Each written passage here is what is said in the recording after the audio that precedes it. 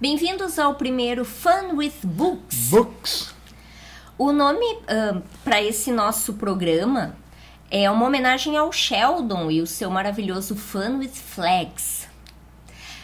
Provavelmente não vai ser tão divertido quanto o do Sheldon, porque não tem o Sheldon. E não tem a Amy, mas espero que seja igualmente educacional. E vamos falar sobre livros, que é um tópico muito divertido.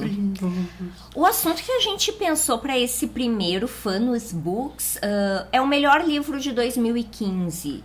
Pro nosso gosto, claro. Não o melhor livro lançado em 2015, mas o melhor livro que a gente leu este ano, até agora. Tu quer começar? Pode ser. Esse ano eu tô num tema transhumano e pós-humano de ficção científica. Explica melhor o que é isso. Entre os vários assuntos que esse tipo de ficção científica explora, um assunto interessante é o do trans e pós-humanismo, que é à medida que a raça humana vai evoluindo, não mais de forma natural, mas através das nossas próprias tecnologias, aonde nós vamos chegar?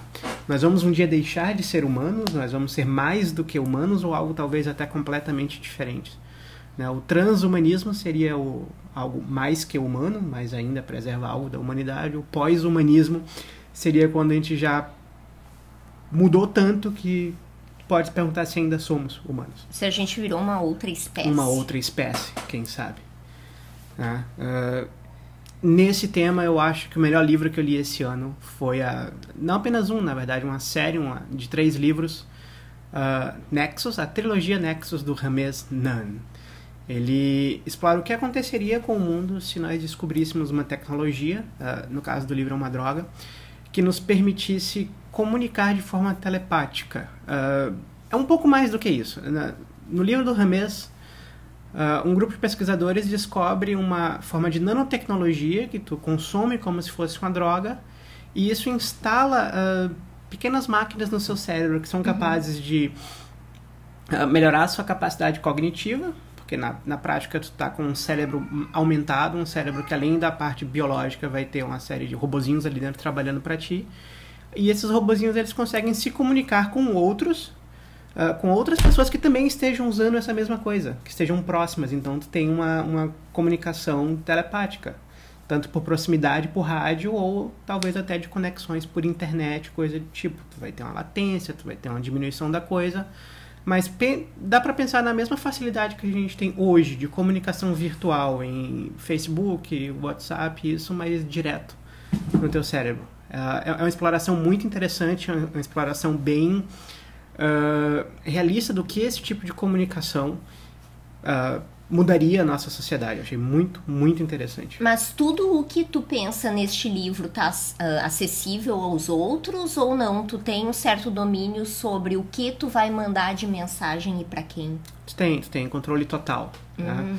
Uma das coisas logo no começo é essa questão de privacidade, de controle sobre o teu próprio cérebro. No segundo livro, principalmente da série, o principal arco da história é o governo conseguindo hackear em cima desse tipo de tecnologia, e com o personagem principal do livro tentando evitar formas de que isso não aconteça, tentando melhorar o sistema, melhorar o software que roda na cabeça do Nexus para garantir a privacidade do usuário. Mas se é como se fosse um mini computador dentro da tua cabeça, tu sempre correria o risco de ser hackeado, não é? Sim. E por que tu considera esta série a melhor coisa que tu leu este ano? Eu achei que foi muito mais acessível ao público, por exemplo, do que outros trabalhos que eu li, como Acelerando, do Charlie Stross, que é fantástico, mas é muito complicado de explorar o tema, e muito mais próximo da nossa realidade. Né? O que o Ramez explora ali talvez pode não ser possível hoje, mas a gente já está muito próximo disso. O autor, ele foi pesquisador, né, antes de se dedicar à literatura, à ficção. Ele foi pesquisador da Microsoft em inteligência artificial. Ele é alguém que realmente tem conhecimento técnico em cima de um assunto, e acompanhando o blog, isso é outra coisa fantástica hoje em dia de ler, né? Acompanhando o Twitter, blog do autor, ele está sempre postando novidades de pesquisa, novos papers acadêmicos, que são coisas que num futuro talvez não muito distante nos traga para algo próximo do que ele descreveu no livro dele. Hoje a gente já tem, por exemplo, experimentos de laboratórios de comunicação telepática com ratos. Eu acho que essa proximidade do tema que ele deu com a realidade nossa hoje tornou o livro muito mais agradável de ler.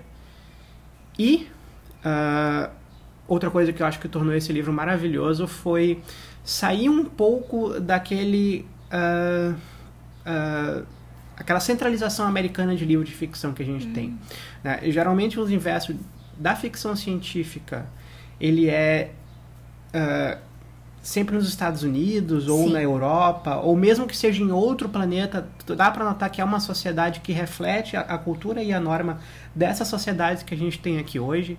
E o Ramez conseguiu fazer algo bem diferente. Sim, o livro se passa em parte nos Estados Unidos, mas também se passa na Europa ou na Indonésia e em outros países do Sudeste Asiático. O próprio autor ele é egípcio. Foi para os Estados Unidos quando era criança, tá? Mas ele nasceu no Egito e eu acho que isso ajudou bastante ele a ter essa visão um pouco mais descentralizada do mundo, que eu acho que deu um toque muito bom para o livro. Como é que é o nome de cada um dos 3 livros da série? Eu não vou lembrar. Por incrível que pareça. É a trilogia Nexus, o primeiro é Nexus. Ok. Minha vez? Sua vez. Pois é, quando eu pensei nesse tópico, eu parei para pensar em todos os livros que eu tinha lido e tinha chegado à conclusão que o livro que mais... O meu livro preferido este ano tinha sido o Memória da Água. Tu leu também? Maravilhoso. Da Amy Taranta. Eu não sei se é assim que se pronuncia, mas é assim que se escreve. A gente pode pôr escrito ali. Eu acho que sim. Ela é uma escritora finlandesa e o livro se passa num futuro, a gente não sabe daqui a quantos anos, em que, por exemplo, a Finlândia é um lugar quente. Realmente o planeta está muito mais quente. Tem um domínio chinês da cultura e a história é contada por uma menina que é uma mestre do chá.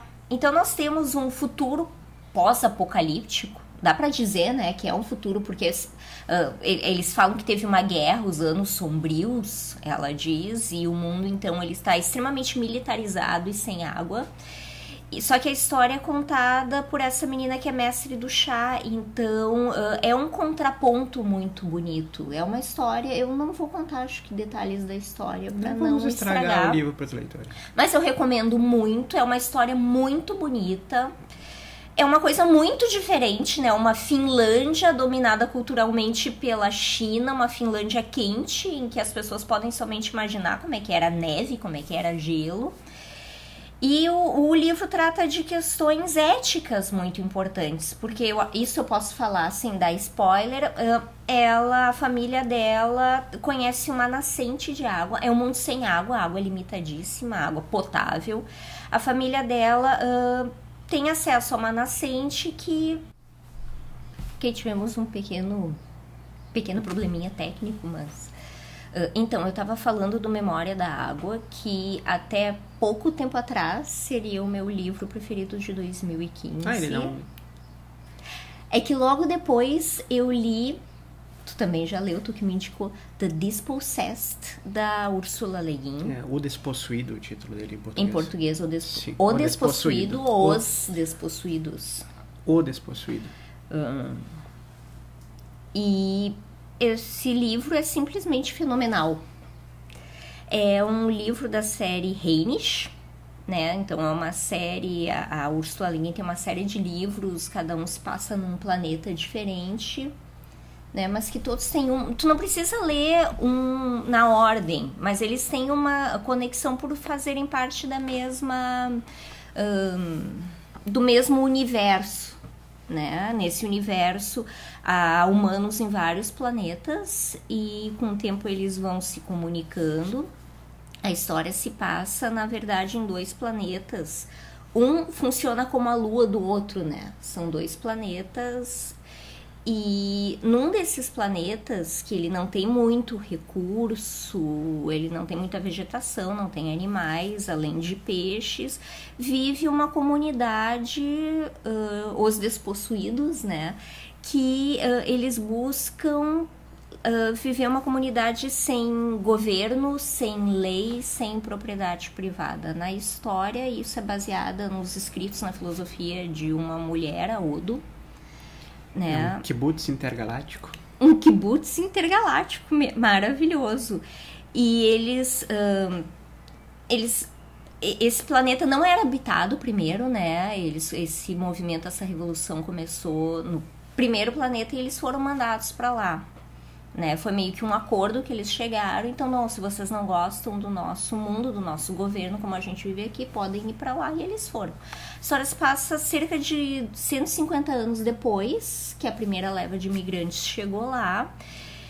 E no começo do livro eu fiquei meio pensando assim, tá, ela vai... o que a Ursula Le Guin quer com o livro? Dizer que um mundo sem governo, sem propriedade privada é ótimo, ou um mundo com governo e com propriedade privada é que é bom? Eu achei que ela fosse fazer um contraste entre essas duas sociedades e eu comecei a ler o livro meio com um pé atrás. Só que o que ela mostra ao longo do livro, a história é a história de um cientista, um físico, que cresceu nessa sociedade sem propriedade privada, sem governo, e ele acaba voltando para o primeiro planeta de origem de todos eles, para fazer pesquisas na área dele. E o que o livro mostra, na verdade, é que como todas as sociedades, esses arranjos, eles são complexos, né? Nenhum dos dois planetas é uma maravilha, nenhum desses planetas é um paraíso. Cada situação tem seus lados positivos e negativos. Eu acho que o que ela fez, na verdade, não foi comparar dois sistemas de sociedade, mas foi fazer um mergulho muito grande na condição humana. Tu que lê o livro, tu concorda com essa análise? Apesar de que, quando eu li esse livro, eu acho que ela fez uma coisa fantástica, que foi mostrar uma realidade possível de uma sociedade anárquica. Também, né? A gente não tem... É o tipo de coisa que é difícil pra gente imaginar, talvez, tendo toda a nossa história recente vivido sob governos, saber como seria uma sociedade sem eles, como seria uma sociedade sem governo, uma sociedade sem propriedade privada. É o tipo de coisa de que é difícil para muita gente sequer imaginar isso. E a Ursula, ela consegue, ela pinta pra gente uma realidade possível disso. Então, até agora, é o meu livro preferido de 2015. Vale muito a pena. A prosa da Ursula Le Guin é muito bonita, né? O jeito que ela escreve flui, quando vê tudo já leu umas 10, 20, 50 páginas, então tem isso também. O texto da Le Guin é lindo e o livro, ele é complexo, não é um livro simples e é muito bacana. Realmente eu acho que tu acaba a leitura um pouco diferente, um pouco mais reflexivo, um pouco mais ciente das possibilidades e das limitações, porque este mundo anárquico, a princípio tão igual, tão lindo, tem as limitações que são as limitações do ser humano, né? Nós ainda esbarramos em nós mesmos na busca de uma sociedade perfeita. Tu imagina se eles estão enfrentando aqueles problemas com a pequeníssima população que eles têm, que seria uma sociedade maior, né? Então, acho que é isso para o nosso primeiro Fanus Books. Eu acho que por hoje é isso. Vocês, o que já leram esse ano? Qual foi o melhor livro que vocês leram? Ou que vocês estão esperando ler? Até o próximo programa. Até mais!